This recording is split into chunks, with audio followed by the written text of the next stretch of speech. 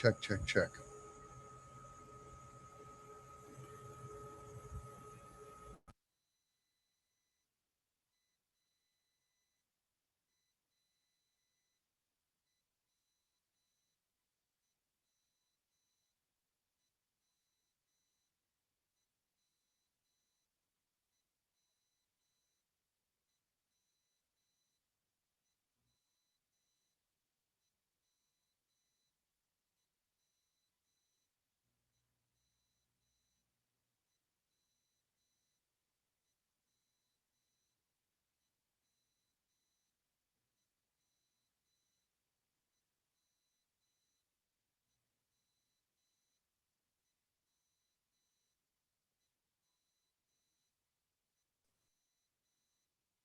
Uh,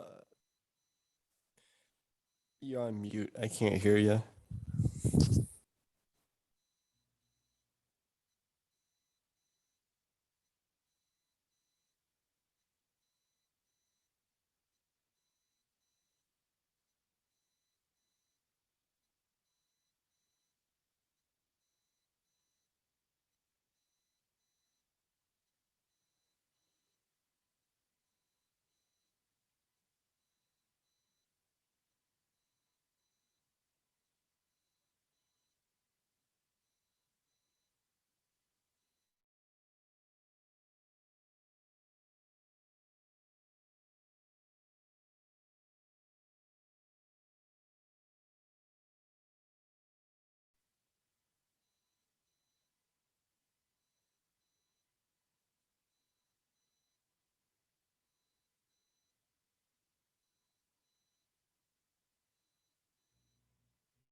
Well, can you hear me if I unplug that?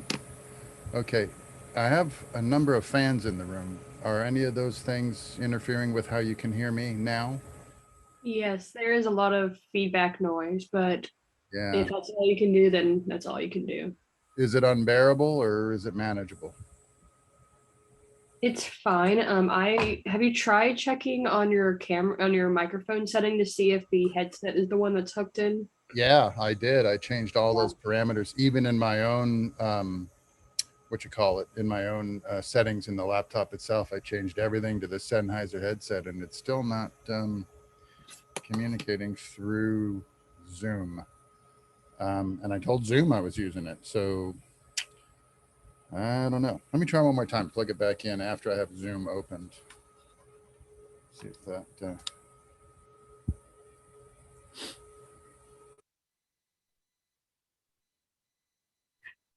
No, it is not working.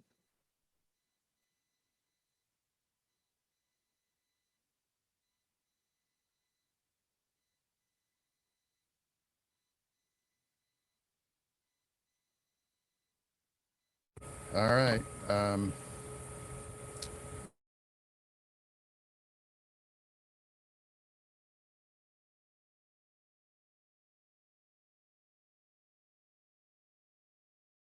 Unmute again. Wow. This thing just mutes me automatic. Can you guys hear me now? Yeah. Yeah, we can hear you. All right. Well, I'm sorry, but it is what it is. My air conditioning unit crapped out on me the night before last. And so I got fans all over the house because it's about 90 degrees in my living room. So we're going to have to sort of make do. Um, Fortunately, this whole lecture, like you guys are already aware, is pre recorded on web courses. So you can listen to an unimpaired audio track of me wading through this complex topic. um, I'm going to forge ahead here as best I can. Um, Unfortunately, my apologies for that. Okay, let me share my screen and we can get going on this. Okay, so I guess I don't need this silly headset. All right, now then, stop occasionally to wipe my brow. All right, here we go. So, We are starting section 2 today.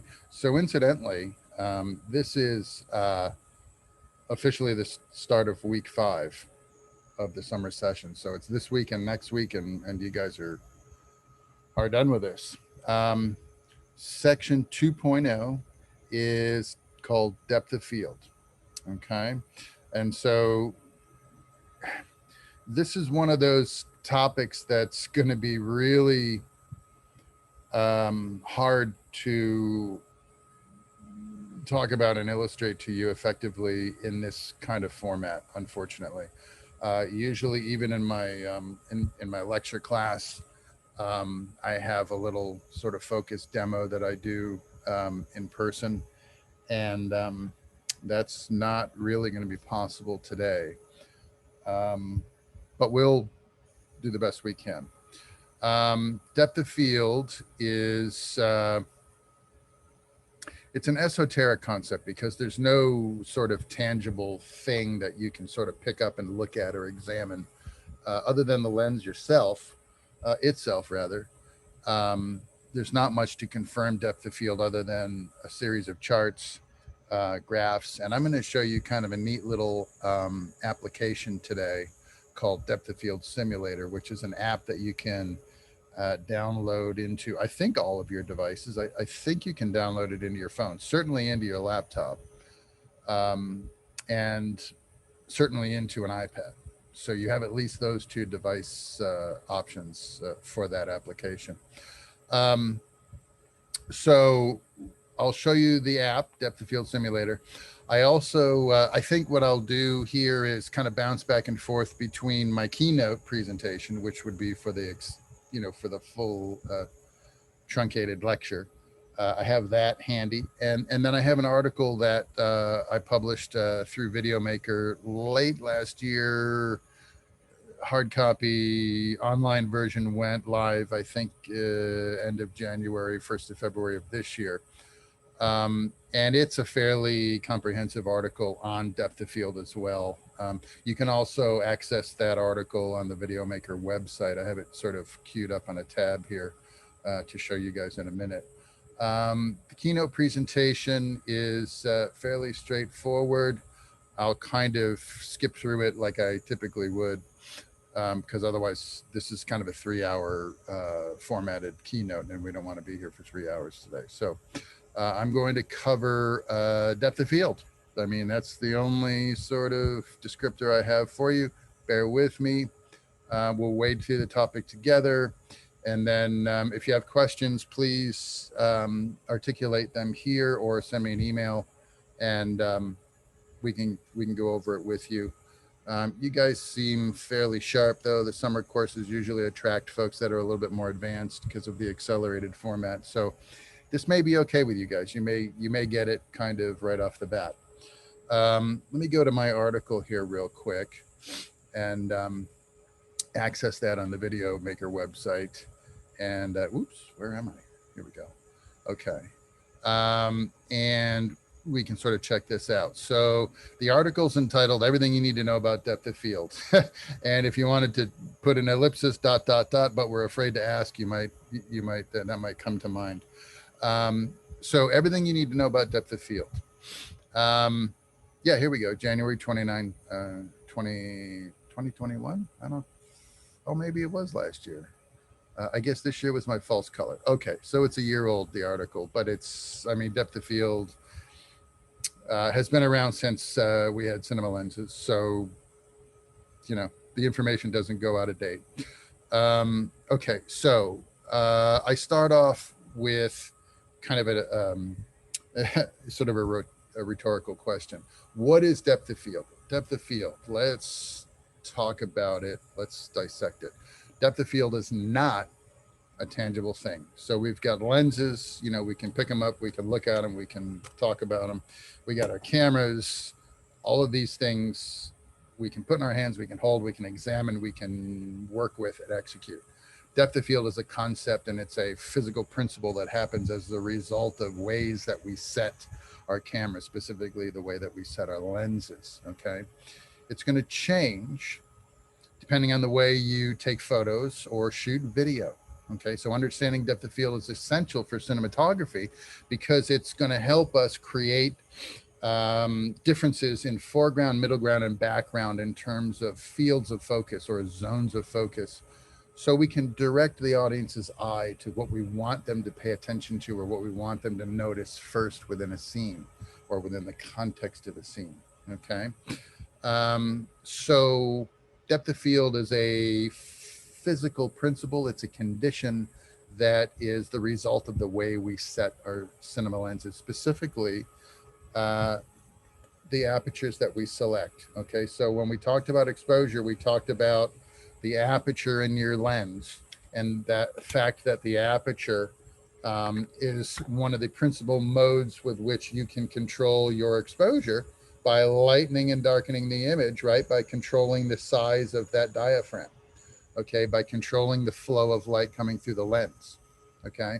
That's the most rudimentary function of your f-stop, okay, is to control the amount of flow through the lens. But just like squinting your eye, have you ever been kind of out driving and there's a like a road sign way off in the distance? You squint your eyes and it kind of makes everything sharper, right? That has a lot to do with the diffusion principle of light, right? So light's happening in the world, it's bouncing off stuff, it's reflecting off stuff. Not all light rays are striking your eye directly, right? They're not all what we would call rectified, okay?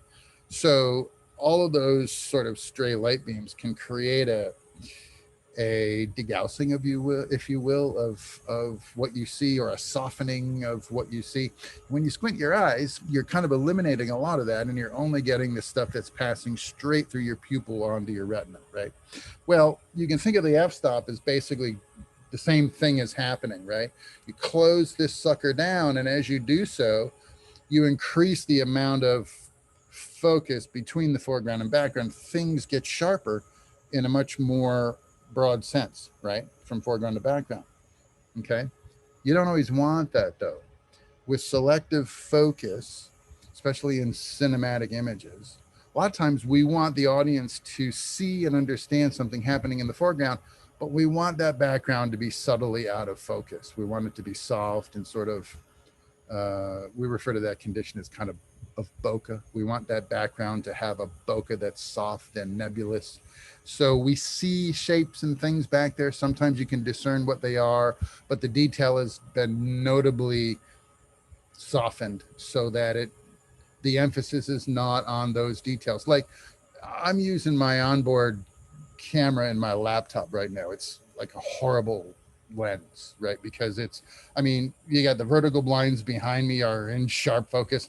I'm all in sharp focus. The wood paneling behind me is in sharp focus. You could probably read the titling on my poster back there if you really, if you could zoom into it. If I open the vertical blinds, assuming I could balance the exposure, you could see the tree in my backyard and my neighbor's house behind that. It's horrible, right? There's too much in focus. The foreground, the middle ground, and the background, everything is sharp. And your eye kind of wonders, or your brain maybe wonders, what am I supposed to be looking at, right? So depth of field helps us guide the audience in that respect. And we can control it by the aperture, specifically the aperture we select, okay? Larger numbers, which refer to smaller diaphragm sizes, give us more depth of field. Lower numbers, like I can open this lens to T1.8 or 1.5, that would be corresponds to the maximum diaphragm opening that I can achieve with this lens, right? All the way open at T1.5. And because the diaphragm would be all the way open, it's not just keeping those straight light beams coming through the lens and hitting the sensor. It's letting all those wild sort of stray vectors hit the sensor as well. And that softens up your background, okay? The lens can't deal with all those different zones of focus at the same time, right? So you can get a much shallower, what we call a shallower depth of focus by using those wider T-stops or f-stops, right, on your lens. So, but we understand that there is a trade-off. with the f-stop. The brightening and the darkening of the image is hinging on what f-stop we choose, right? So you remember when I was talking about filters and I was talking about neutral density filters being really important because they can help you select f-stops that you will purposefully want and then handle the brightening and darkening compensation of your exposure by adding sunglasses to the lens, right? You remember we talked about that? This is where that matters, right? If you know, for instance, that T1.8 or 1.5 or even T2 is going to be too bright to balance your exposure, but you know that at T1.5 or T2, my background's going to be noticeably soft and out of focus, and I want that. But the T-stop is going to be prohibitive in terms of balancing my exposure. That's when I want those neutral density filters because they will control the amount of flow coming through the lens light-wise, the volume of light. They'll control the volume of light coming through the lens through filtration, sunglasses, and then I can choose the f-stop that will give me the depth of field that I prefer, right? So T1.5 is the most extreme, right? T2 is still really, really radically soft middle ground and background.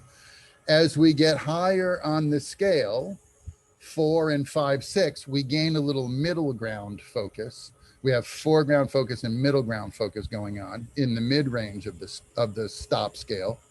And then at the smaller openings or the larger numbers, right, we get foreground, middle ground, and background in sharp focus. So you can choose how much of your image you want sharp, what you want to throw out of focus, and what you want to keep in focus, okay?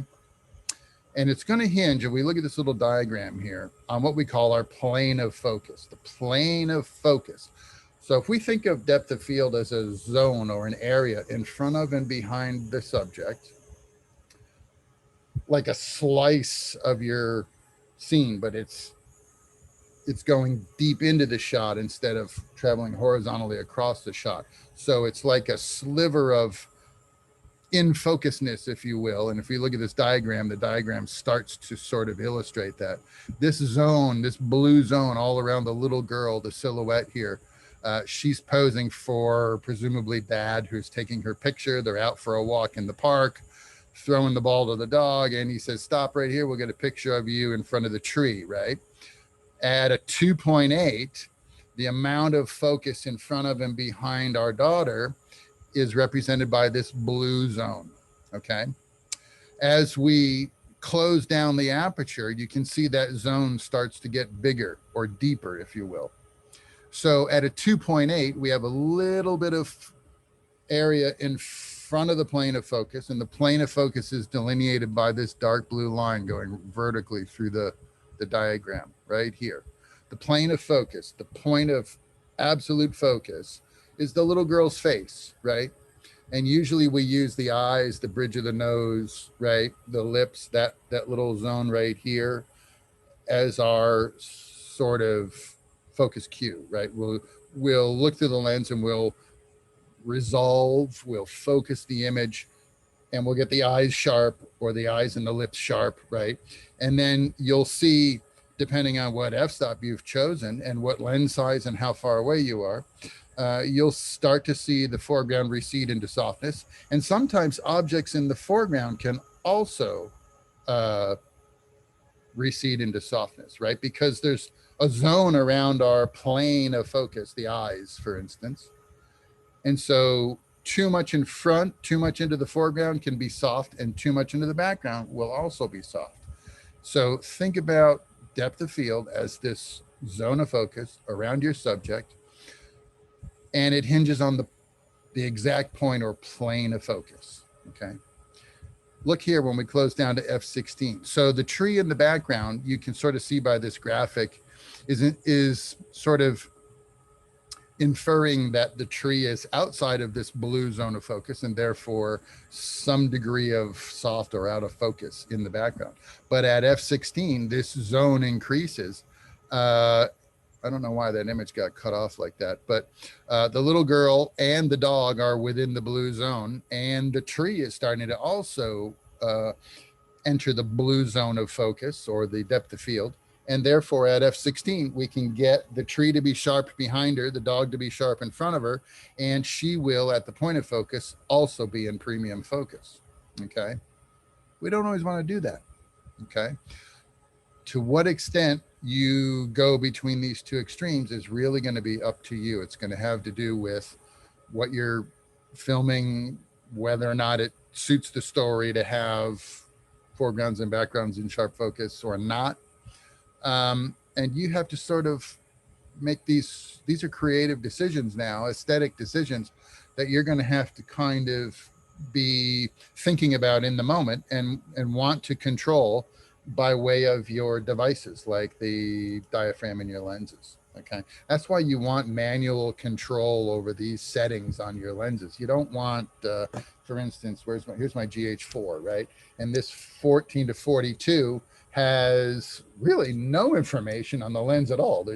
The only information I know for sure is the focal lengths of the zoom settings are on the lens.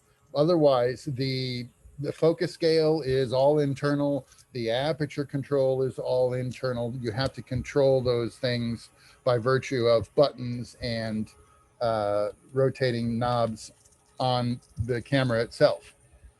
We don't really want to play that way because a focus puller, for instance, faced with the prospect of this device is going to go, huh? I got no information here. I mean, look at all the information on the side of my Rokinon Cinema Prime, right? It's full of stuff. It's got the focus scale here. It's got the apertures all illustrated and listed here. I know exactly how this lens is being set at a glance as a focus assistant. No guesswork. I don't have to look through the viewfinder to access a visual menu inside the EVF because the operator's there and the operator's got a job to do. They're thinking about composition and framing. They don't want me as a focus puller sticking my face in the viewfinder and trying to figure out where I am on the focus scale. I got to have other means to get that job done. That's why these lenses, these cinema lenses with all that information on the outside they're critical to the cinematic workflow because as a focus puller, I'm really not in most situations going to have access to the viewfinder, to the EVF.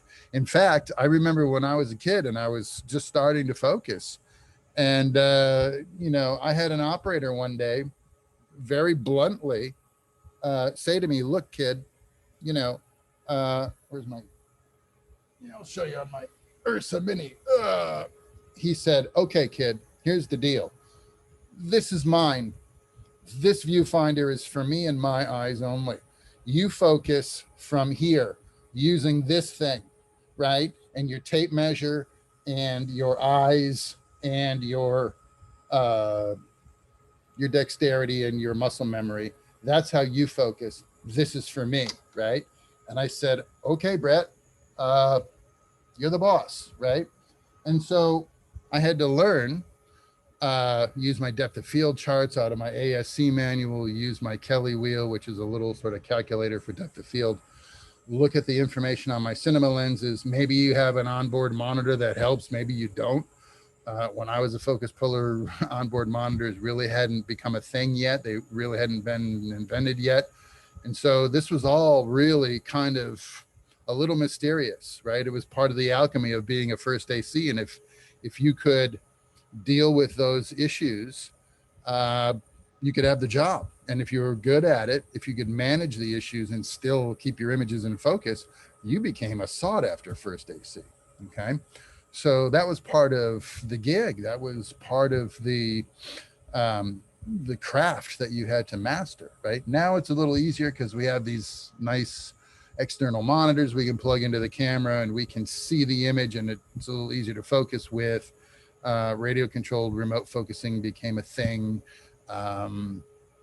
We have focus assist functions within our cameras. We have autofocus in our cameras in some cases. So the job of a first AC in that respect maybe is a little easier. but we don't always have those crutches to lean on, autofocus and, you know, all of those things.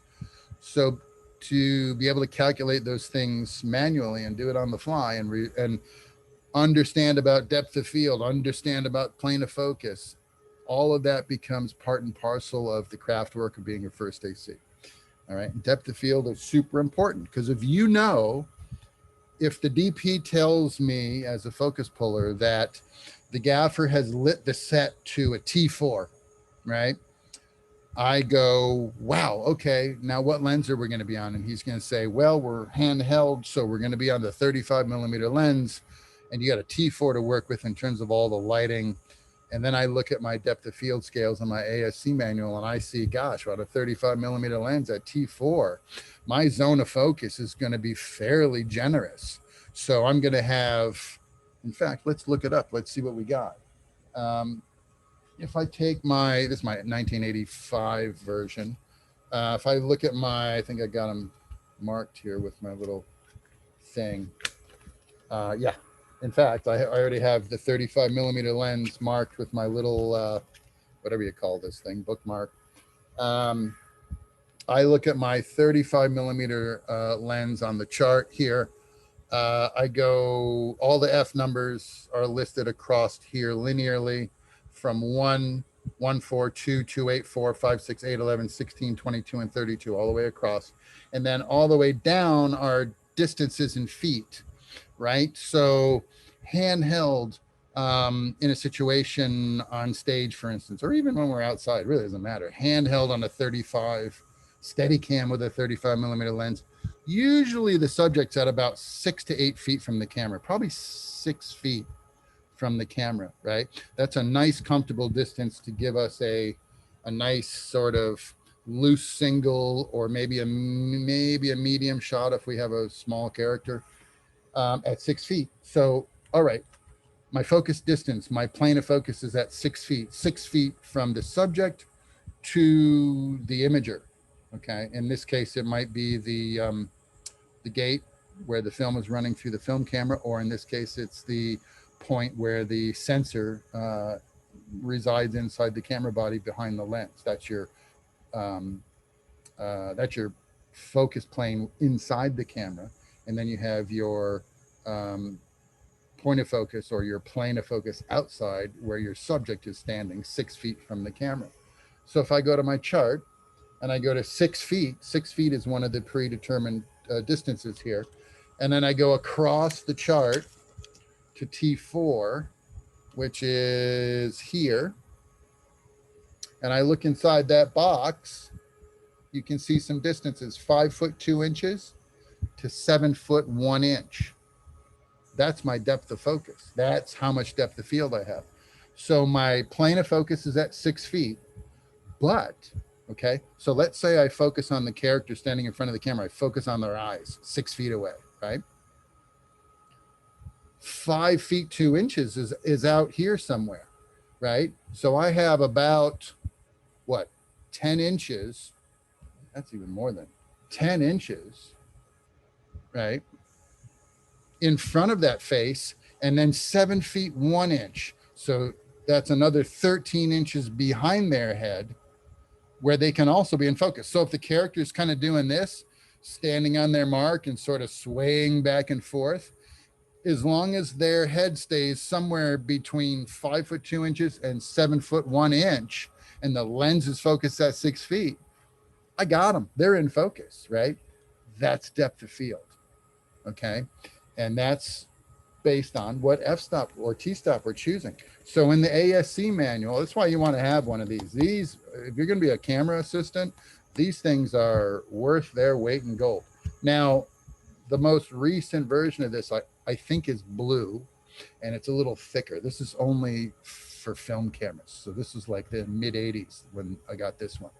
I have another one that I got in the 90s that's black, and it's thicker, and it has a lot of information. It starts talking about digital, and then the blue version is the digital ASC version, and that has things about digital cameras, because this has got more than focus charts in it. It's got things about cameras and magazines and how to load film and filters and what they do, and it's got all kinds of information that cinematographers want to know. But most importantly, in there are these depth of field scales for me, the focus puller, right? So that's why you want to have one of those.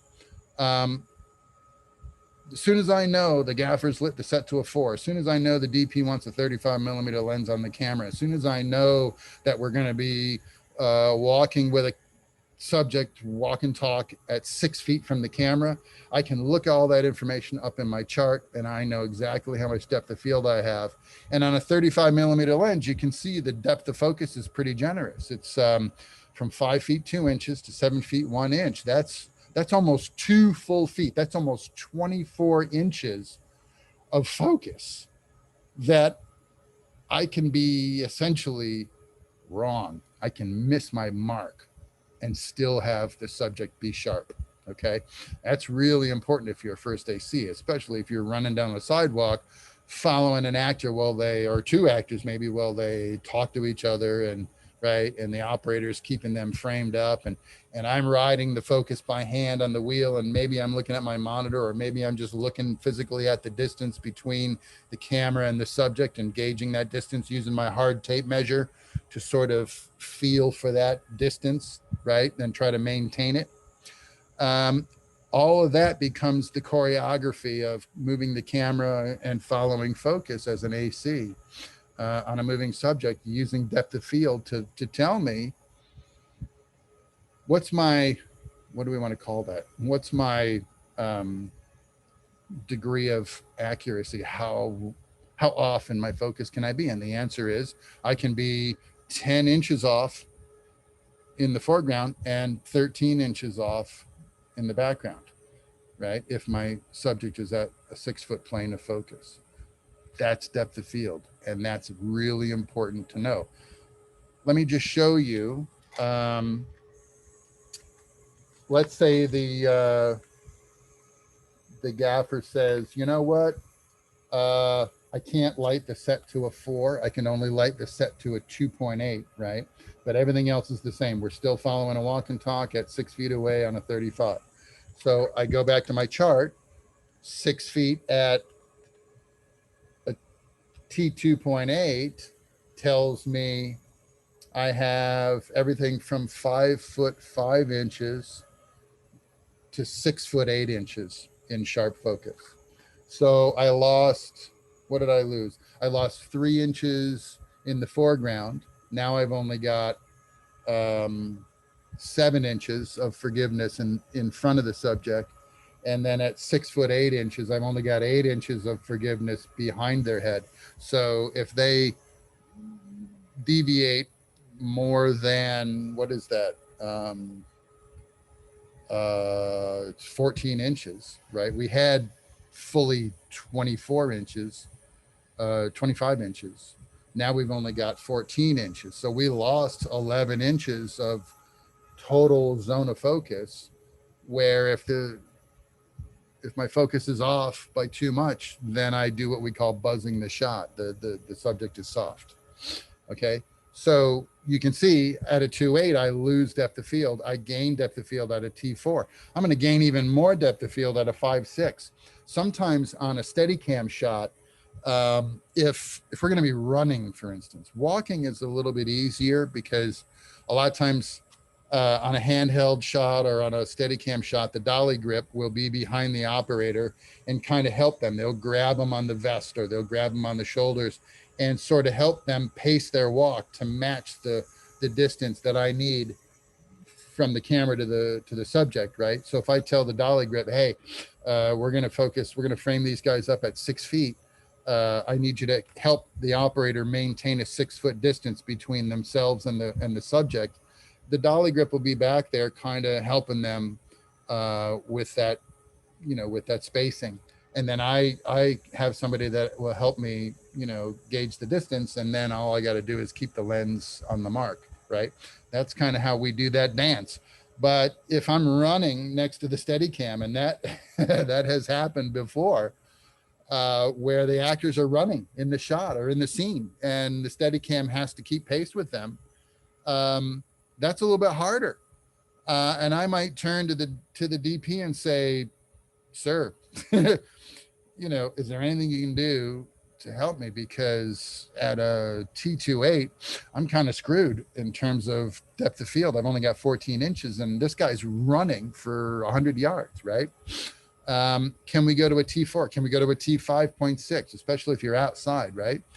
And then what the DP will do is, if T5.6 doesn't interfere too much with the aesthetics that they had planned for the shot, you might say, yeah, you know what, kid, I can give you a 5.6. We'll pull some of the neutral density out of the camera, put in a lighter ND filter, so we can close the lens down a little bit more, and I can give you a 5.6 for the run on the Steadicam.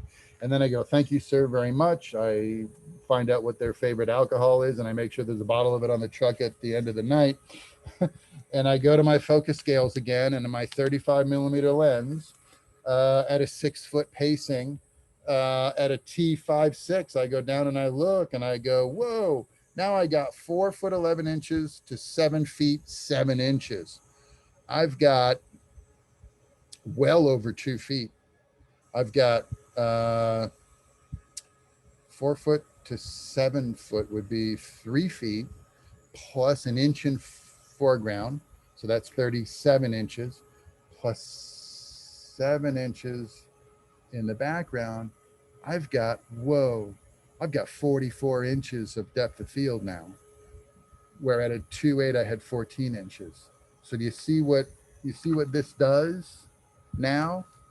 Depending on what's happening, T5.6, as far as depth of field, helps me as a focus puller run with a Steadicam.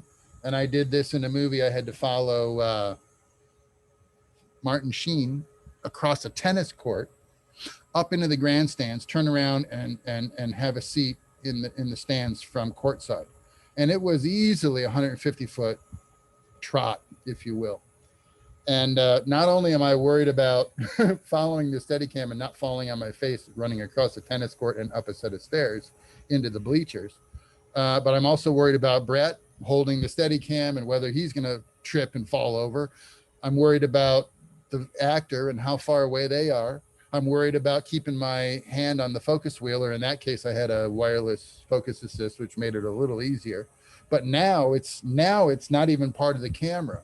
So I have a device in my hand with a focus scale on it that I've transcribed from the lens on the camera. And I've got to look between my focus device and the lens on the camera, which is now a couple feet away from me. And Brett's running at a clip to keep up with Martin. And I've got all that on my mind, right? 14 inches, I never would have got the shot. I don't know if anybody's that good. But at 44 inches of depth of field, as long as Brett maintains a healthy distance and I can keep the lens somewhere hovering around 6 feet, like I said I would, and my scales use that as my plane of focus, 44 inches, man, you can pull that off. And then you look pretty good, right? So that's the practicality of it. That's what's going on, okay? And it all hinges on 3 things. The aperture that you select on your lens, and the focal length of the lens itself. So wide angle lenses with a wide field of view, have apparently more depth of field per f-stop than this is a 50 millimeter lens, right? A 50 millimeter lens is going to have less depth of focus. Let's use our example some more. 6 feet away, shooting a walk and talk. But now, instead of a 35, let's change to a 50 mil lens. Where's my scale? Here we go. So I was on a 35. Now I'm going to go to a 50, which is on the next page. 50 millimeter lens, right? And 5.6 at 6 feet away. I'm just going to go across the scale to 5.6, and it says 5'5" to 6'8.5". I didn't gain that much on the 50 from the 35. The 35 had,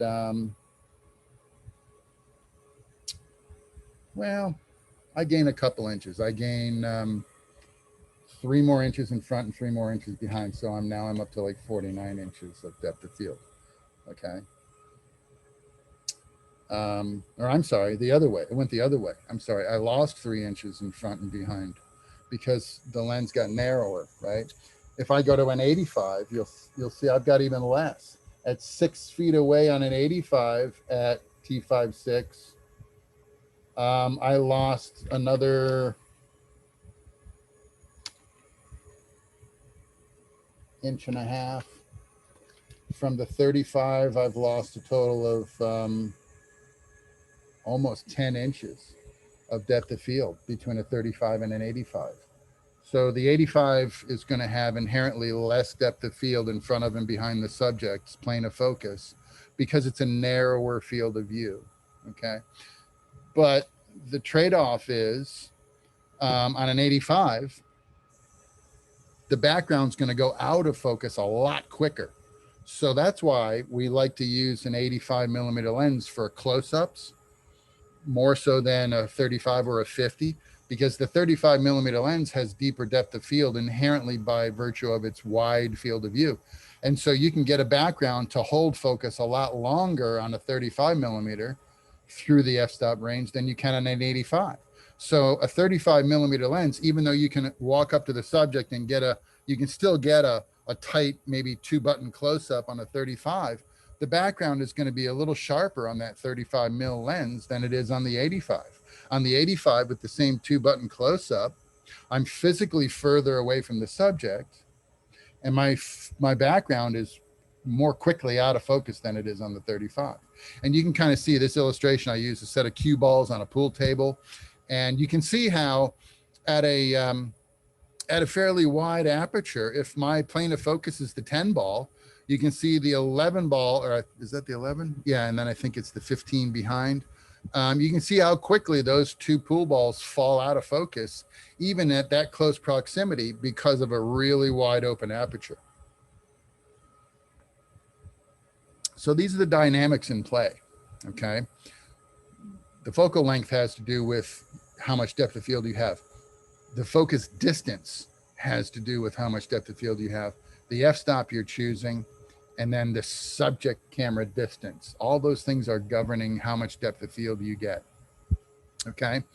Again, if I go back to my illustrated example, let's go to the 50.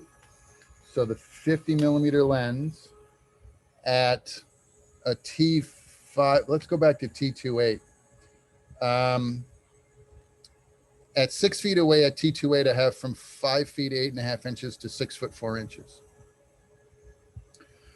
If I increase the distance, if I double the distance, if I'm now 12 feet away from the subject, at 12 feet away, my depth of field increases because the distance from the camera to the subject increased. Now I have from 10 feet 10 inches to 13 feet 5 inches. All right. So I gained a little bit more depth of field by increasing the distance, camera subject distance. Okay. Maybe that's okay for your framing and composition, or maybe that doesn't work. If you're trying to get a close-up, you're not going to get it on a 35, 12 feet away from your subject. You're going to be in a cowboy or a medium at best, right? You're not going to be in here on a 35 at 12 feet away. It's just not going to happen. Okay. So it depends on compositionally what you're trying to achieve, how far you can be from that subject. Do you want a wide shot, or do you want a medium or a close-up? If you want a close-up, you can't be 12 feet away. All right. So the only thing you can do to increase depth of field on a close-up is either use more lighting, increase the volume of light so you can close that aperture down, or go to an even wider lens and get even closer than 6 feet to your subject, right? The problem with wide angle close-ups, and you may notice this on movies that are shot that way as a style, like Blue Velvet or The Revenant. The Revenant's a really good example of wide angle close-ups working constantly, because that was kind of the style that Iñárritu and Lubetsky wanted to utilize for this movie, right? They knew they could get close-ups with wide angles. They knew that they could get a lot of depth of focus with wide angles, and they knew that they could do that with wider apertures because wide angle lenses have inherently more depth of field even at wide apertures. So they would need less supplementary lighting, meaning they could go out and shoot on location with only reflectors, maybe no real actual lights themselves, and do a lot of filming and get away with it using wide angle lenses and wide angle close-ups. The problem with a wide angle close-up is a wide angle lens, by virtue of its field of view, will distort objects in the foreground. So if you get really close on a wide angle lens, and you might be able to see this with your cell phone, if you get really close to your cell phone and do a selfie of your face, and then you get back further on your cell phone and then swipe it to make it, to magnify the image, your face will look a little flatter and less distorted than it will when you're close up to your cell phone lens. That's because a wide angle lens on a extreme close up bends vertical lines and distorts light rays, and it distorts the geometry of a subject in the foreground. And your face will end up looking kind of fat and sort of rounder than if you get back further and then just magnify. The same principle applies to the difference between an 85 millimeter lens and a 35 millimeter lens in terms of a close-up. You can change your subject to camera distance to get that same 2-button close-up on a 35 and on an 85. But your camera subject distance on the 35 is going to be maybe 5 feet. And your camera to subject distance on the 85 might be 8 feet physically in terms of how far away you are. And so the shape of the face will be different on an 85 than it will be on a 35. And I gave you a video to look at that illustrates that point. It's on your web courses videos page for section 2.0. And it's from YC Imaging. So young Chris put out a video. He's a really talented young music video director, DP. And I like his videos because everything that he is talking about, he's learned through hard knocks. And he talks about why you want to choose one lens over another. And he shows you with a selfie what he looks like at 24, 35, 50, 85, and I think 100 or 135. And you can see the shape of the face change slightly depending on the focal length you've chosen. You'll see the degree of out of focus bokeh in the backgrounds change depending on the focal length, right? You'll see the backgrounds either really sharp on wide angles or really out of focus on longer lenses. And the shape and quality of the face, the way it renders with different focal lengths. So these are aesthetic, tangible reasons why you pick one lens over another. And then the physics and mechanics of the f-stops, why you pick one f-stop over another. It's not just controlling the brightness and darkness of the image. It's also about the shape of the face, the working distance from camera to subject, the amount of depth of field. All of these things are starting to come into play, okay? And I know it sounds complicated, but if I take you to depth of field simulator and show you that little app, I think it's going to start tying things together. This is what the home page is going to look like. And I think I have it as a preset on one of my, let's see, depth of field simulator from, well, I'll tell you what, I'm just going to do it this way. I know it's Zvork. Oh, sorry, that's Virtual Lighting Studio. My mistake. Depth of field simulator.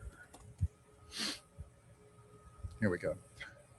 DOF simulator dot, what was it? .net? Yeah, .net. Okay, cookies. Yes, I agree. Okay. Hey. Come on, guys. What happened? Here we go. Okay. So here we are on the top page. All right. I have my avatar from last class still selected in my thing. Let me show you from the ground up how this thing works. Okay. Depth of field simulator. First thing you do is you want to set the parameters of your camera and lens that you're using. So the interface, basic or advanced. I'm going to stay on basic for now. Distance units. Do I want metric units or imperial? Imperial is US measurements, okay? US and UK. Metric is everybody else. All right, we're imperial, all right? Then I'm going to choose my avatar. So I have several choices. I've got dude number 1. I have dude number 2. I have boy number 1 and boy number 2. Okay. And then I have woman number 1, woman number 2, and then I have girl number 1 and girl number 2. Okay. And it looks like, and I don't think this is my imagination, but it looks like the avatars are starting to gain some ethnic characteristics, whereas they used to be very sort of similar. Like for instance, girl number 1 has a deeper albedo, we call it skin reflectivity, a darker skin tone than woman number 1, who is fair skinned and fair haired, right?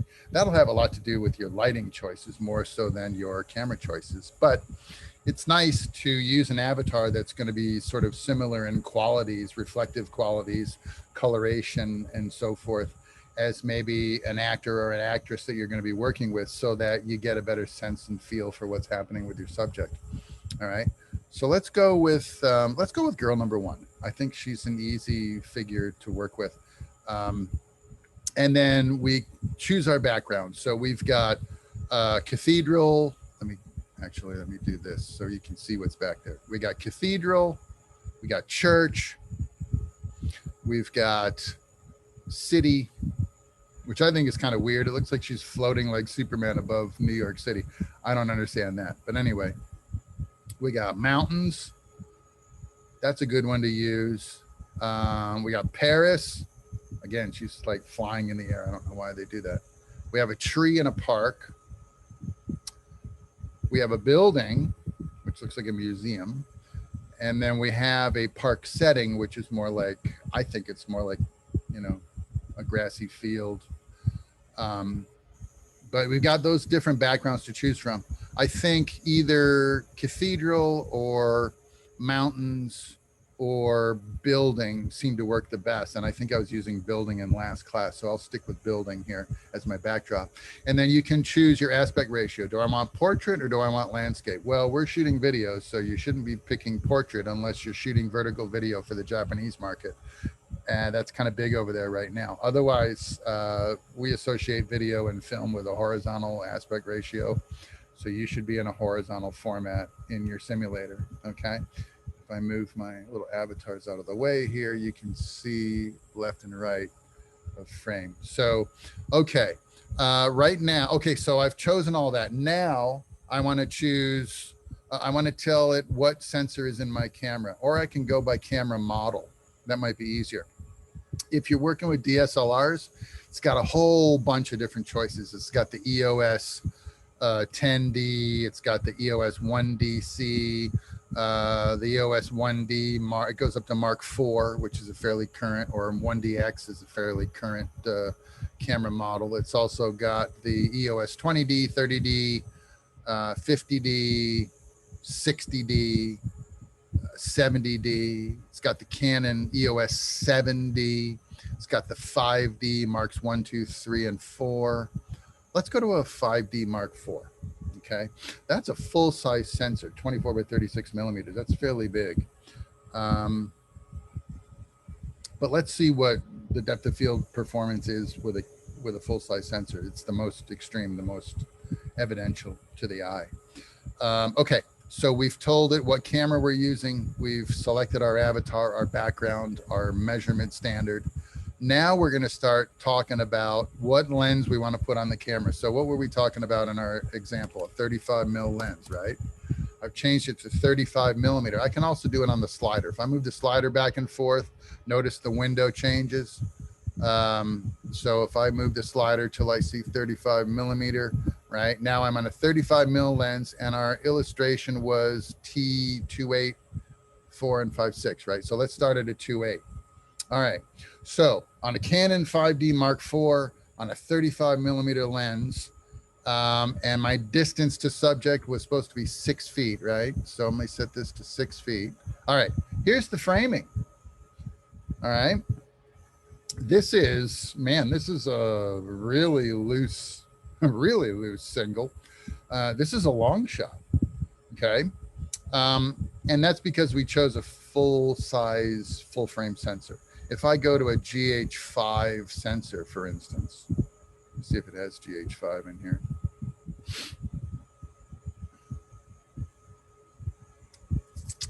It's not going to have the Panasonic GH5, but it might have the 7D, which has the same similar size sensor. Let's see here. Let's go to the Canon 7D instead of the 5D and make our sensor a little bit smaller. It'll be APS-C size, which is a little smaller than Super 35, but a little slightly bigger than a GH5. Where is it? 7D Mark II. Uh-oh, now look at the framing. That smaller sensor made the 35 millimeter have a different reproduction ratio because of the size of the sensor. So now at 6 feet away on a 35 millimeter lens, this is the framing. And you can kind of see how on a Steadicam walk and talk, this kind of loose framing might be very appropriate for the shot. Okay. If you wanted it to be a little closer, if you wanted it to be like a loose single, we might have to get, what's this, 4 feet away. Now it's a loose single, really loose, right? It's a close-up of a sort. We call this a loose single, right? This would be a good framing also for a Steadicam walk and talk, okay? It's only 4 feet away from the camera on a 35 millimeter lens. And at a f-stop of 2.8, remember how in my article, I showed you a blue shaded box to tell you how much zone of focus you had in front of and behind the little girl? In this app, you get a little gray shaded box, and look at how skinny it is. That's how much depth of field you have at a 2.8 at 4 feet away with a Canon 7D or a Canon 60D like you have at school. That's not a lot of depth of focus, right? It's a couple inches in front of the eye and a couple inches behind the eye. And that's a very narrow window of depth of field at a 2.8. But watch the shaded area. Watch how it grows if I go from to a 4 and then a 5.6. You see how that shaded area it's easily twice as wide now, which means now I have fully maybe 4 inches in front of the eyes and all the way to the back of the head in focus. So if the person is just sort of standing on a T-mark, kind of catching their breath, maybe they ran across the shot, you followed them really well at 4 feet away. Oh, we got to catch the bad guy before they get on the subway car, right? And they're moving like that, and you're riding that focus to make sure they stay in the zone, right? You've got this much depth of field, okay? Not a lot to work with. But what do we know govern depth of field? The focal length, the f-stop, and the camera to subject distance, right? Let's just fiddle with camera to subject distance for a minute. Let's take our girl and take her from 4 feet to 8 feet. Now we have that sort of cowboy framing back over here, but look at what happened to that gray shaded area. It's really wide now. We've got easily a foot in front of and 2 feet behind our subject, to where we've got 36 inches of depth of field. She's got to really be moving like this, and we got to really not be paying attention on the focus wheel to miss that. If you can ride that even pretty close on the focus assist wheel and keep that subject in the plane of focus, that amount of depth of field is going to help you all day look just great and keep your job. Okay. Now we're at 8 feet away, but lens governs depth of field, f-stop governs depth of field, camera subject distance governs depth of field. We're at 8 feet away, but let's change this from a 35 to a 50. All right. We got a medium shot now in terms of framing, but we're back to a narrow gray shaded area in terms of depth of field. So the narrower the lens gets, the less depth of field we get. In other words, the quicker the background is going to fall out of focus. So And then we talked about an 85 also. So let me show you an 85. Let me go way up here to 85. Now on an 85, here's your framing, 3-button close up, okay? But look at the gray shaded area down here on the distance scale. Even at 8 feet away on an 85, we got almost nothing. We're back to a couple inches in front of and a couple inches behind the eyes, okay? That's not a lot of depth of field. So what's the takeaway? Well, if you're gonna shoot this kind of a close up, you can do it handheld as long as the camera's not moving and the subject's not moving. So the distance stays predetermined at 8 feet and it doesn't change. Then you set the lens to 8 feet, and those 4 or 5 inches that you've got for depth of field, it'll be okay because nothing's moving, right? We're going to maintain the distance and you can hold that as far as focus is concerned. But the minute that person charges out of the room on an 85, man, you got a snowball's chance and you know where to keep that image sharp.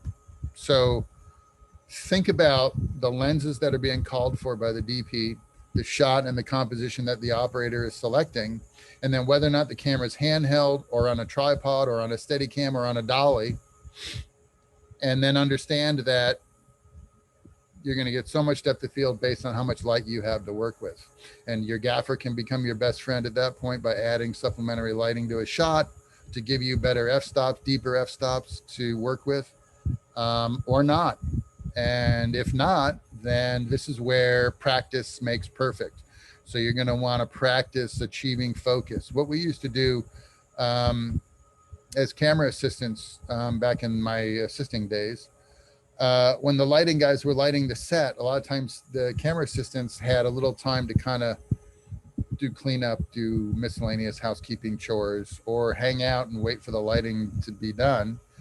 And if we didn't really have anything else to do and we were waiting around for the lighting, we would practice guessing focus distance. So we'd put the camera on the tripod in our staging area and have the operator just pan the camera and look at things like the film mags on the floor next to the mag liner, or the director's chair 10 feet away, or a cup of coffee sitting on an apple box. And we would try to guess how far those objects were from the camera. And then we'd make little wagers with each other. I'll bet you $1 that cup of coffee on that apple box is 6.5 feet from the camera lens. So we'd frame up on the cup of coffee on the apple box and then run a tape out and see how far away it was. And whoever was closer won the dollar, right? It's kind of gambling, if you will, but you know, when you got nothing better to do on set, you do things to occupy your time, right? And this is a really good way to hone your craft. Because if you can guess the distances just by looking, right? There's going to be times when you're working on set where, you know, the assistant director will say, man, we're 3 pages behind. We're not going to make our day if we don't quick get these shots, right? And a lot of times the last thing they want to do is pause and wait for the AC to go out and take focus marks. They'll just say, wing it, kid. We got to go, right? And the actor will jump in front of the camera. The operator will frame it up. The gaffer will say, we're going with available light. We'll just bring in a bounce card. The DP will say, okay, everybody get ready. And you're going, but I have to, and nobody cares, right? So you got to work on the fly. And that's where being able to guess these distances becomes a real valuable skill, right? So when you got nothing better to do on set, see if you can guess the distances to objects and then pan the camera around, point it at that, run your tape out and see how correct you were or how off you were. And the more you do that, the more you'll get good at guessing the distances. So when you're on set and you don't have a lot of time and they don't want to give you time to take focus marks, you've got something to fall back on. That used to happen a lot when we were doing handheld. And the reason why they wouldn't want to stop and give me time to take focus marks would be because the operator had a Panaflex on his shoulder. And even in handheld mode where we strip off the big mag and put the small mag on and strip off the zoom lens and put the prime lenses on because they're smaller and lighter, no matter what we did to the build of that camera to get it lighter so that it was less weight for the operator to have on their shoulder, that camera still weighed 40, 50 pounds, right? And so when you got 50 pounds on your shoulder, you don't want to wait around for the AC to check focus marks. You want to go, go, go, right? Or you got to put the thing down, let me take marks, and then we lose valuable time on set. And if the ADs are pressing to get the job done, lunch is coming up or the end of the day is coming up, we got to get the shot so we can call wrap or call lunch. A lot of times they don't want to wait for me to get focus marks. So I'd have to guess, you know. At best, I could run my hard tape out and try to get a measurement on the fly. A lot of times it was just guesswork. So having a lot of depth of field and understanding how depth of field works and understanding how it relates to lenses and camera subject distance and aperture size and field of view, the more you're comfortable with all of those concepts, the easier it's going to be for you to do your job. And if it's not any easier performatively, it certainly lowers the anxiety level because you'll know, hey, on a 35, I got 14 inches of depth of field at 4 feet. That's a lot considering. And at 4 feet away, I kind of know my arm extended out, you know, in front of the lens is 36 inches. It's actually 38 inches, right? I know this because you ever see the Vitruvian Man by Leonardo da Vinci, the guy with his arms and legs outstretched and he's in a circle in a triangle? Leonardo was experimenting with body proportions. How long are the arms on the average man? How long are the legs in proportion to the torso and the head? And if you understood the basic proportions of the human body, it was easier to paint and to sketch pictures of people, right? And not have them look wonky or weird. And it just so happens that if I'm 6'4" tall, my wingspan from fingertip to fingertip is also 6'4". How's that? If I know that little convenient fact, all I got to do is stand in front of the camera and put one hand in front of the lens and direct one hand towards the subject. And if they are within 6 feet, I know pretty much 6'4". This is 6'4". If they're 3 inches beyond my fingertips, I know they're 6 feet 7 inches away. If they're 6 feet beyond my fingertips, I know that they're 6 feet 10 inches away, right? And if that's the case, and I know I have 14 inches of depth of field, then I know that I got to be just slightly beyond 6 feet on the lens, on the focus witness mark. I got to be like 6'2" or 6'4" on the witness mark on the lens barrel in order to keep them inside my zone of focus. Okay. That's a quick, easy trick. Your wingspan is equal to your physical height. Okay. And so therefore, half is also true. From my shoulder to the end of one set of fingers is basically half that distance. So 36 inches, right? Those are quick tricks that I used to use when the ADs wouldn't give me time to actually run a tape out. I would just quickly check with my arms. Yeah, okay, they're 6 feet away. Let's go. Set the lens to 6 feet. Boom, and we're filming, right? But if I had more time, I always use my tape because it's better to be as accurate as possible than to guess all the time. Guessing all the time will keep you up at night and keep you worried about your job a lot. It's you know, guessing, you can get away with guessing if you're lucky, but it's better to be sure. So I always like to run a tape out whenever possible. I would do it expeditiously. I wouldn't take too much extra time when I would get focus marks, so the ADs would know that I wasn't abusing that privilege when they would give me time to get my focus marks. Do them quickly, as accurately as possible. Run that tape out there as quickly as you can. Get your marks, mark your lens with a grease pencil, and then go, right? That's the art and craft of being a focus puller. And depth of field is critical to pulling that job off. And what I like about this app is you can change your subject distances, you can change your aperture sizes, and you can change your focal length fields of view. And what it shows you in this rendering window is a pretty good approximation of what the effect will be. So let's just go to a T4 on a 50 millimeter lens at what, 6, let's go to 8 feet away. All right. Look at the quality of the background, because this is called depth of field simulator, right?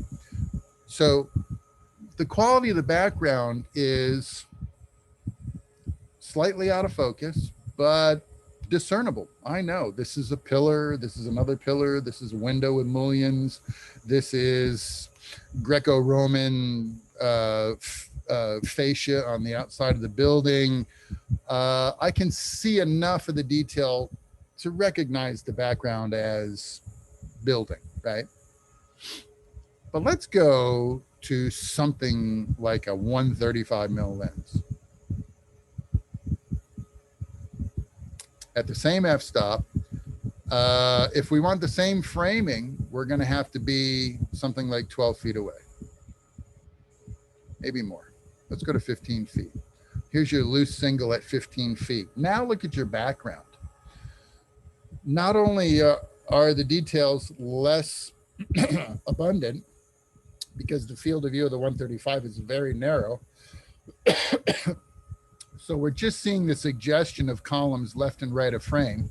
We're no longer seeing all those extra windows and mullions. We're not seeing any of that fascia. The field of view, the angle of view of this lens is quite narrow at a 135.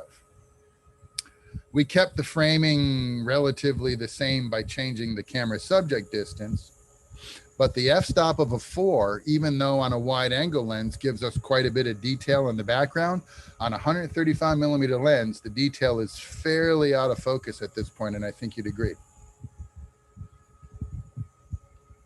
The only reason that I know what these things are is because I saw them in a wide lens. If I only saw this framing on the 135 and never saw the wider field of view, I might not recognize this as the building in the museum we talked about. I wouldn't necessarily recognize these as Greek pillars in front of the front doorway. I might not recognize this as the front of a building at all. It's really kind of nebulous. I'm not sure really what this is. The only way to know is to put a wider lens on the camera so that I can see what's really back there, because the wide angle lens, the 24, for instance, at the same f-stop and the same distance away, shows me a lot more in the field of view, and it's a lot sharper because it's a wide angle lens. And I can see the building very clearly. I know what it is. The background looks fairly sharp on a 24 at the same distance and the same f-stop. But as I close down the angle of view, 35. Narrower field of view, but still a fair amount of detail. 50. Narrower still, the background's starting to get soft. 85, the background's now notably softer and the angle of view is notably narrower. 100 mil. Again, softer and narrower. 135, softer again, narrower still, right? These lens choices have everything to do with your composition and framing choices, your aesthetic choices, than anything else.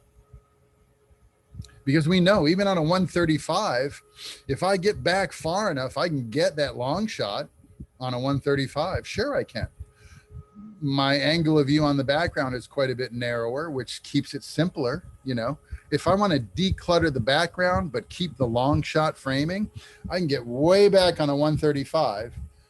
The angle of view is very narrow, so there's not a lot of detail in the background for the audience to get distracted with. The depth of field will fall off fairly rapidly, so it's nicely out of focus, but I can still get that head to toe framing if I want. But I have to get, look at, I had to go back 55 feet to get a long shot. I mean, even if I came into 50 or even say 40 feet to go head to toe, I still got to get back pretty far to get that long shot on a 135. But I can do it. If I got the room to move the camera, I can do it.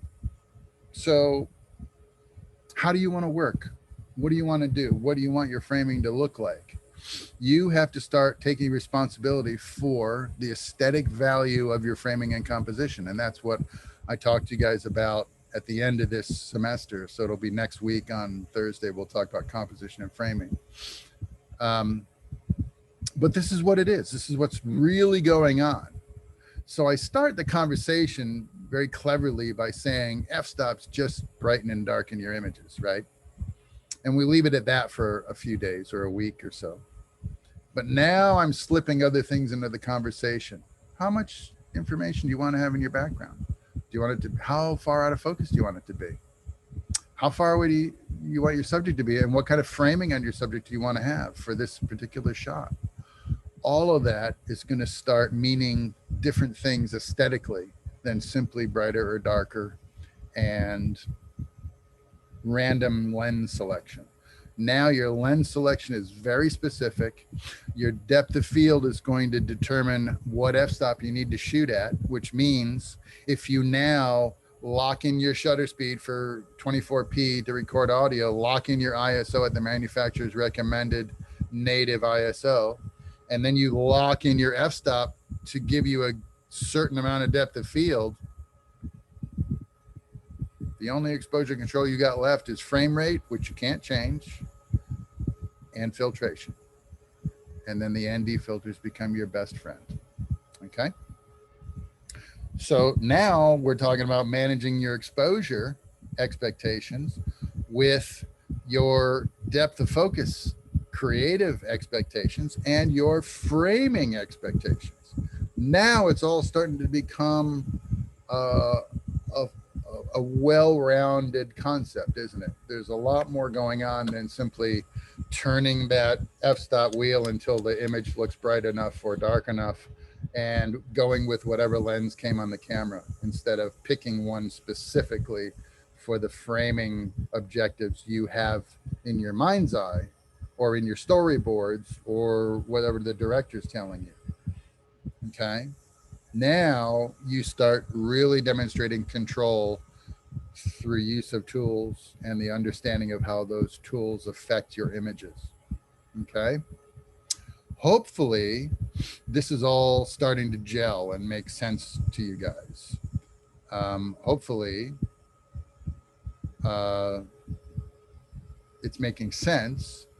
And then of course, the longer you work with these concepts, the more comfortable you're going to be making these choices on the fly. And the more comfortable you are making these choices, the more employable you are as a first AC specifically, okay, or a cinematographer to make these fundamental choices in the first place, okay? So depth of field simulator, a handy tool, play with it. It's free, so you can bookmark it in your laptop or your pad. I don't know if it works on the phone. I think it does. And just play, you know, if you got some free time, you know, you're waiting on your buddies to call before you go out partying one night and, you know, your roommate's using the TV, watching something you don't care about, and you got a little bit of free time and you're just sitting around in the living room. You don't want to pull out a bunch of gear and start playing around, but you can pull out your phone and you can start playing with depth of field simulator and just practice, you know, and get comfortable with playing with all these variables. You know, there's really not that many of them, and it really isn't unmanageable. It's just you're probably not used to thinking this way at this point. It's not, you know, outside of the realm of working on set, you know, these things don't come up in conversation very much. So it's going to be the kind of thing where you're going to have to deliberately practice and think about these concepts. And this is a great tool in that respect. So I have put this article in your downloadable PDFs, I believe, on web courses. And it's just basically walking you through what I just did with the app, talking about your zone of focus, talking about degrees of bokeh, out of focusness of your background, and talking about the things that govern depth of field, aperture selection, lens selection, and camera subject distance, right? I think it's a pretty good article. They liked it. It went to hard copy on the in the magazine. So check it out. Um, and if you have any questions, obviously, shoot me an email or whatever, and we can talk about it. You've got a nice, you got some good reading on web courses to go along with this section. So about the only thing that I might want to sort of keep talking about here would be bokeh, right? It's how much out of focusness do you like? I like a lot of background out of focusness on close-ups. I don't like detail in the backgrounds that compete with something going on in here, because there's a very basic framing objective for a close-up, and that is the actor in this size is going to say something very important on the screen, and I want my audience to be focused on that, not on anything happening in the background. I don't want them to be worried about what's going on back there when this is going to say something really important that the audience needs to know, right? So I like to throw those backgrounds way out of focus. So I like really long lenses for close-ups, and then I just know that I'm going to have to get back maybe fairly far. Instead of being 6 feet away, I might pick an 85 or a 100. I like a 100 mil lens for close-ups. I know that I might have to be 10 feet away for the same framing in a close-up, but I'm okay with that in order to get this more out of focus than I would on an 85, right? So I'll do it. I'll go to the 100 or the 135. I love a 135 long close-up. I love it because my backgrounds, I mean, they look soft. The bokeh is really, the roll-off is very nice. I like it. Some people don't like it, this thing right here is doing more to affect your aesthetic preferences than anything else, because what you get used to seeing on a cell phone with this horrible wide angle lens that's always working to take your pictures for you, right, is shaping your aesthetic expectations of what close-ups look like. You take a selfie of yourself on the wide angle cell phone lens and it looks a certain way. Take a picture of your friend, you're both out having drinks or dinner or something. Take a selfie of your friend or your date on that wide angle lens, and it shows you the world from a certain point of view. And you start accepting that as normal, right? That's why, to Apple's credit, for instance, this is an iPhone, I think it's an 8. So I've only got one lens on my onboard camera. If you get the iPhone, what is it up to now? 13 or something crazy like that. You get that iPhone and you got like 3 lenses you can choose from in that scenario. You have a wide, a mid-range, and a telephoto lens choice on the new iPhone 13. So even Apple knew that the aesthetics of images, the traditional expectations that we had, were more cinematic than what we were getting with the iPhone 6 and 8 in terms of one wide angle lens. And so they gave us 3 or 4 lenses now to choose from, so that your iPhone images can start looking even more cinematic, if you will, than they did 5 years ago. And I think that's pretty important. But you should be mindful of that. The subtle ways that technology is shaping your preferences and your expectations of what images look like. Because cinematography is counterintuitive to that sort of conditioning. Cinematography is deliberate.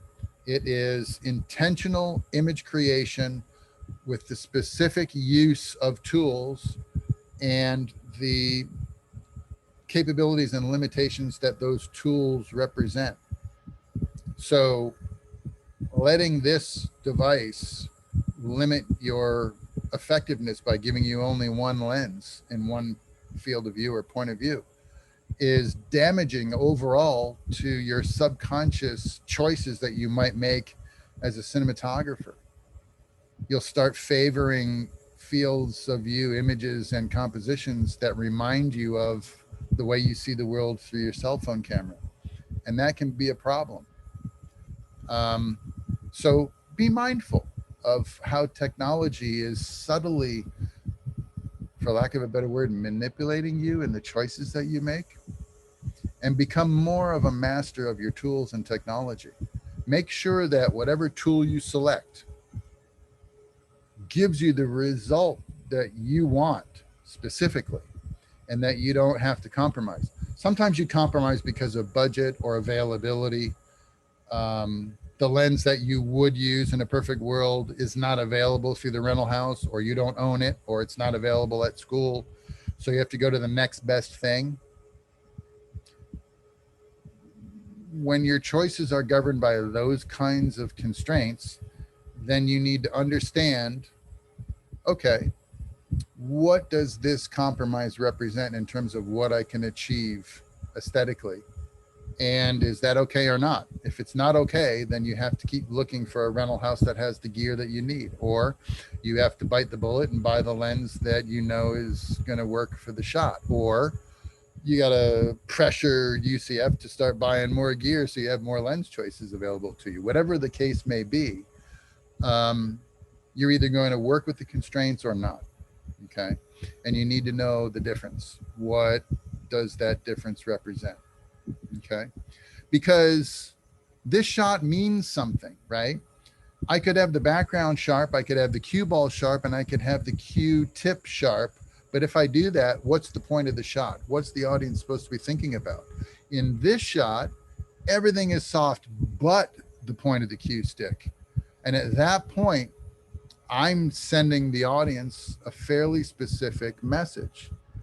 This point of impact, this moment of immediate action is what you're supposed to think about. It's the precision, the impact, it's the cue ball. So it's presumably, maybe it's the break, the start of a game, right? If it is, this becomes a very important specific kind of shot that leads us to a wider shot that shows us the guy lining up the 11 ball corner pocket. Okay. Or the cue ball getting ready for the break, right? And then the amount of bokeh that I see back here is going to be governed by the aperture I pick. And the aperture that I pick is going to determine whether or not, if I'm outside, I need ND gel, or if I'm inside, I need supplementary lighting so that I can pick a 2 or a 2.8 instead of a 5.6. And I can throw that background out of focus, right? So composition becomes part and parcel with how the lens performs, right? And the lens performs based on the camera and the ISO you're choosing, right? And then the storyboards and the vision of the director and the script itself might tell you, you know, what's going on. Do I want twinkly, I call it happy twinkly bokeh in the background of long telephoto shots? City lights, for instance, night exteriors, with, you know, soft out of focus bokeh balls in the background that represent spectral highlights of street lights and neon signs and taxi cab signs, and, you know, things that happen in the background behind somebody who's giving you a close-up that says, I'm sorry I've been away for so long and I care about you very much and I want to be with you. You know, that kind of dialogue means something and it resonates with your audience. And when you put all those aesthetic elements together at the same time, you get a very powerful experience for your audience that they remember and they associate with whether they like a film or not, or whether they think a film is a good film or a mediocre one, right? How well did you stimulate your audience visually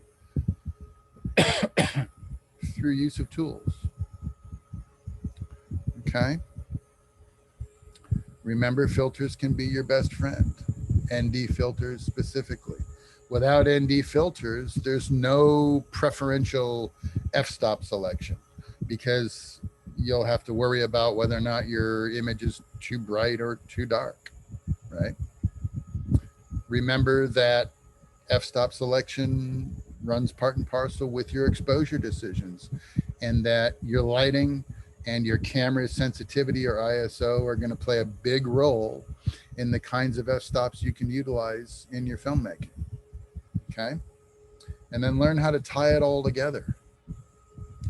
Remember, I gave you this glossary on the bookshelf, and that it's a handy tool. If I've thrown any words out at you in the course of this discussion that you don't recognize or that you don't hear a lot in conversation, maybe they're in that glossary. Look them up and see if you can find the definitions. If you can't, reach out to me, send me an email or whatever. We can talk about it. Okay. Your reading is my article, What is Depth of Field? Everything you wanted to know about depth of field. Also chapter 6, storytelling in the introduction to cinematography, your main text. And it's going to start talking to you about shot selection and shot sequences and shot design, to get you thinking now beyond these basic concepts and about the big picture now, the whole burrito, the whole enchilada, right? Because this ultimately is at the core of cinematography tradecraft: shot design, composition, lens selection, bokeh depth of field, lighting. That's it. That's cinematography in a nutshell. Okay. I want to stop here. If you want the full discussion, there's the full 3-hour lecture pre-recorded for you on web courses. I'll put this conversation up as soon as we're done here. I'll render it out, I'll compress it, and I'll put it up on YouTube for you guys. It takes me a couple hours to do all that, but it should be up by this evening. If you want it to study from, or if you want to revisit this topic and listen to me yammer on about this again in your free time. But I kind of want to end the conversation there. So at this point, I'll open it up to questions if there are any, based on what I presented to you here. Or we can leave it at that and you guys can reach out to me later by email or whatever. Any thoughts, questions, or comments about what I presented to you in this discussion? Anything that you need to address at this moment in time? Anyone? I have a question concerning the assignment due tomorrow. So if you have the chance after you finish the recording, I can chat with you about it because I know it's not concerning today's discussion. Yeah, sure. I think the recording's going to go. It's set to go automatically. So, I mean, if there's no other questions about depth of field, we can certainly address your question here. Anybody want to throw a quick question at me about depth of field or anything about the presentation? Did I do that good of a job? Chance says yes. I got thumbs up. So, okay. Well, the assignment then. Are we talking about assignment 1.6? The one that was the exposure worksheet. So 1.9. Yeah. Okay. Shoot. What's your question? Yeah. So frame rate 96. That would be -2 because it's 24 to 12 is +1. Right. So would that make your ND filter 1/64 in that case? Because if it was originally 1/16 times 2 is 32 times 2 is 64. 1/16 or ND, what is it? There's 1/16 was your ND originally. 1/16 is a 4-stop reduction. Okay. So reduction. Okay. 96 frames is also a reduction. Why? Because more frames are going through the gate or the sensor is refreshing more quickly than 24 times a second, right? So 96 frames means less light is striking the sensor at a given moment, 96 times in a second, right? So that represents 24 to 48 is 1, 48 to 96 is 2 stops, reduction in exposure. ND 1/16 is 4 stops, reduction in exposure. If you combine those two aspects, ND 1/16 and 96 frames, you add the liability of both of those decisions, 2 stops under plus 4 stops under, is gross 6 stops under exposure, right? So if you're accommodating a 1/16 neutral density filter with your frame rate, you don't want to go to 96. That's the wrong way. You'd have to go the other way. But if you go the other way, 24 to 12 is 1 stop, 12 to 6 is 2 stops, 6 to 3, 3 to 1.5. It's not going to work. You can't shoot at 3 frames a second, right? So you have to make a different choice. So you really can't use a 4-stop ND filter if you want to. Well, you can if you got a lot of light, but if you don't have a lot of light, you want to change to a thinner ND filter, something like an ND 1/2 or 1/4. Wait, Right? so I'm confused. I thought positive put you smaller. So why is it not?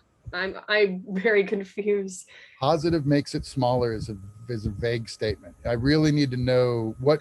Let me pull up the worksheet and maybe that will help. I might have messed up on this entire worksheet then because I really don't understand it.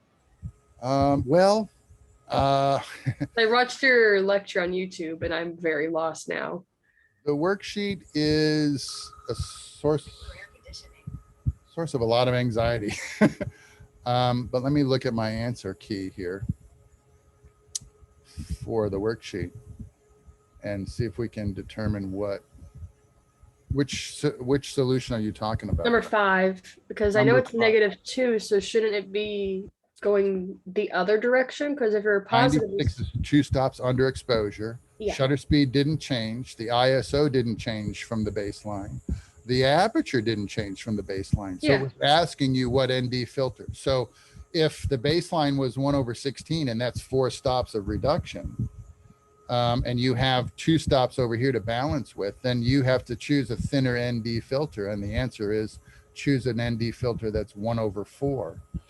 And that represents a thinner, it's less sunglasses in front of the lens, which accommodates a higher frame rate, right? So 1/16 is 4 stops reduction. 1/4 is only 2 stops reduction. If your net was supposed to be 1/4, 4-stop reduction, you did some of it with a filter and some of it with a frame rate for a net total of 4 stops of reduction. Does that make sense? I guess so. You never go bigger. You never make a bigger number of 1/64. You always go smaller, is what you're saying? Probably, yeah. 1/64 is not an ND filter that we would use very often at all. Okay, because that's where I got lost. Because I know I did the positive ones pretty much correctly. It was whenever we had to go negative that I seemingly messed up on. I don't have the second page here, but I think I pointed out to you guys that there was a shaded area. It might have been in the lecture. Let's see. I showed you the ND filters. Oh, it's not this presentation. I showed you an ND filter chart and I had it kind of highlighted in yellow. And I said, look, you're never going to use anything other than these 4 filters for the most part, right? ND 1/2, 1/4, 1/8, and 1/16. Those are the most common ND filters. 1-stop reduction, 2-stop reduction, 3-stop reduction, and 4-stop reduction. Beyond that, we generally don't encounter that much light unless we're shooting in a really bright situation outside where we would get something more than a 4-stop reduction ND filter.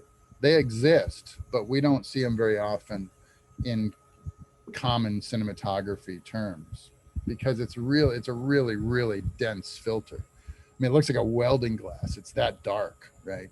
And there's virtually no practical situation where that filter would be a regular choice, right? So in that respect, I lost my worksheet. Where did it go?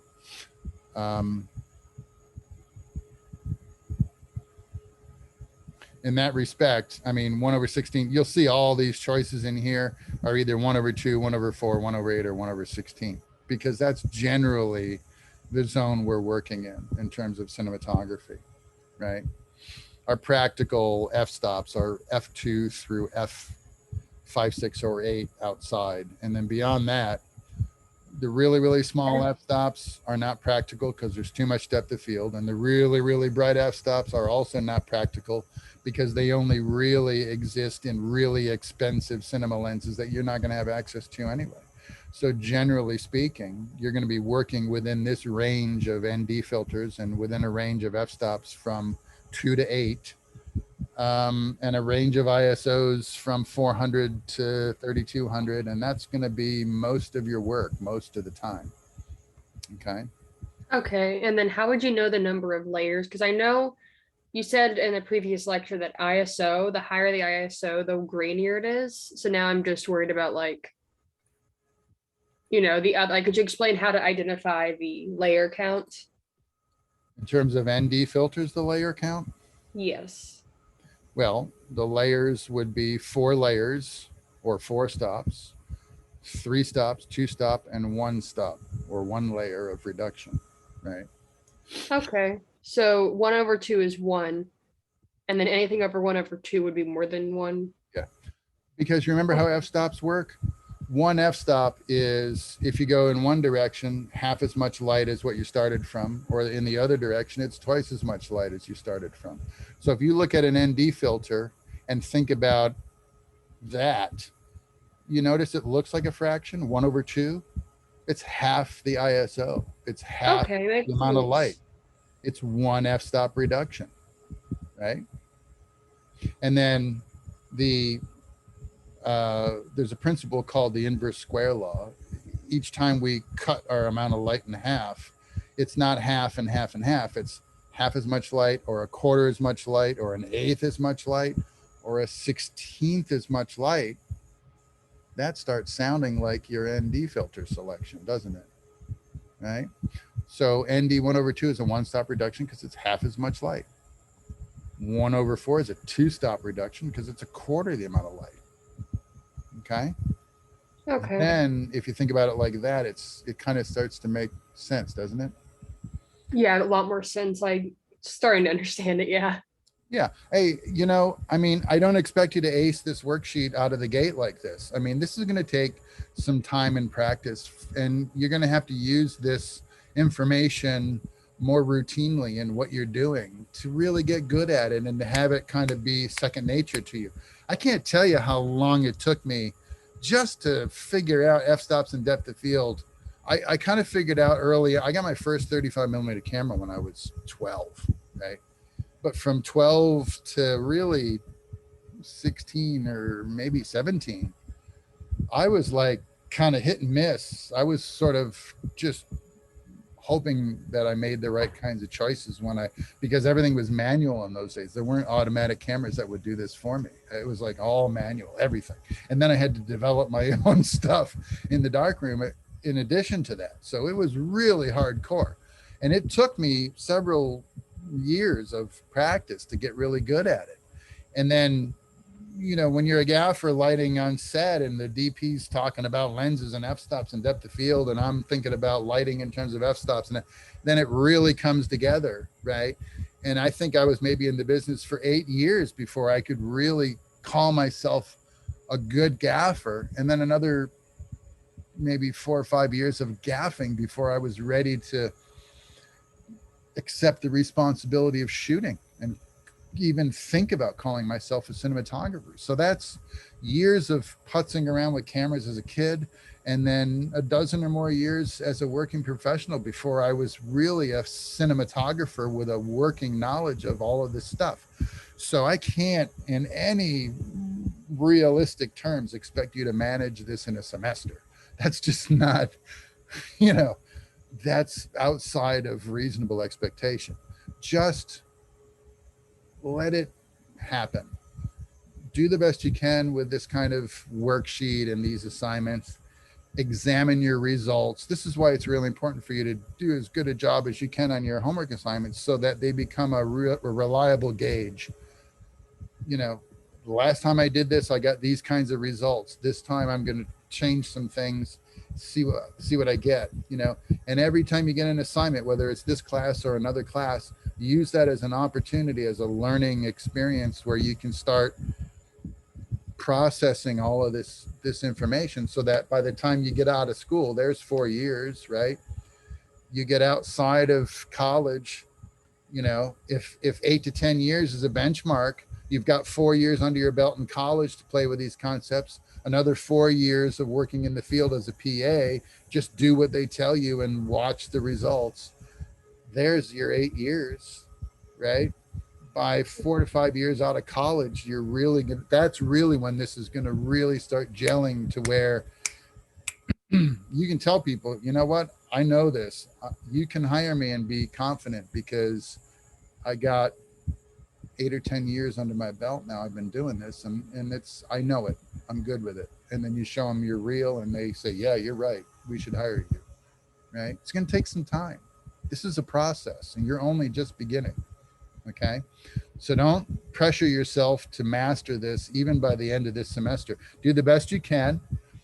Keep the worksheet, you know, do it again, erase your answers and do it 6 months from now and see if your answers change, you know, and if they do, you should have some evidence that you can go back and look at, assignments and things that you can go back and look at and process these results, and you'll get it. And then one day you're going to go, oh man, I don't understand why I didn't see that before. You're going to get an aha moment.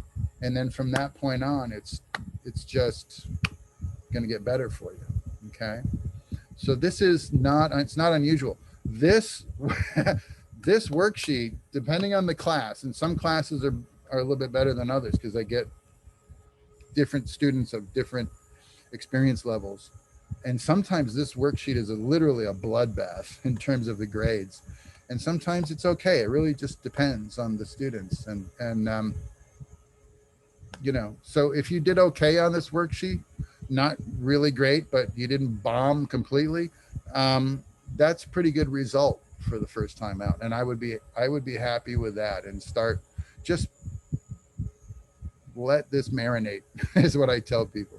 Just let it in, put it somewhere in the back of your brain, and just keep it there, because it'll pop up at the weirdest times and you'll go, oh, that's why ISO is important. Or now I get it. You know, you'll be on set and somebody will do something with the ND filters and you'll have an aha moment and you'll go, oh man, I get it now.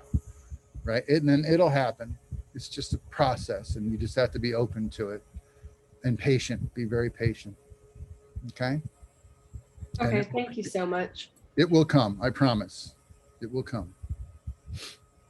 Anybody else have any thoughts about something like that? And I can help you or address it with you here. Or did I do just such a good job at this? You're all just ready to go. Okay. I have no questions. I have no comments, no thumbs up. So do I have a motion to adjourn this meeting for this Tuesday? I have one. Chris says we're good to go. Anybody else? Anybody else? I have a second. Chance is saying I second that notion. Okay, then let's adjourn. Pretty good talk today. We got a lot of ground covered. If you have any questions, shoot me an email. Do the best you can on the worksheet. If you haven't got 1.6 submitted, please submit it, because I noticed I had some folks that haven't turned anything in. If you work in a group, you got to let me know who was in your group so that I can assign the cumulative grade to each member of that working team. So if I don't know that information now, you should send me an email through the message boards. Let me know who was in your work group. Okay. I can do personal Zoom meetings if you need a little extra time. Otherwise, I'll see you all Thursday. Okay. Thanks for your time and attention today. Shoot me an email if you got any extra questions. Otherwise, have a good afternoon. Enjoy your Wednesday, and I will see you again in a couple days. All right. Thanks so much, folks. Have a good afternoon.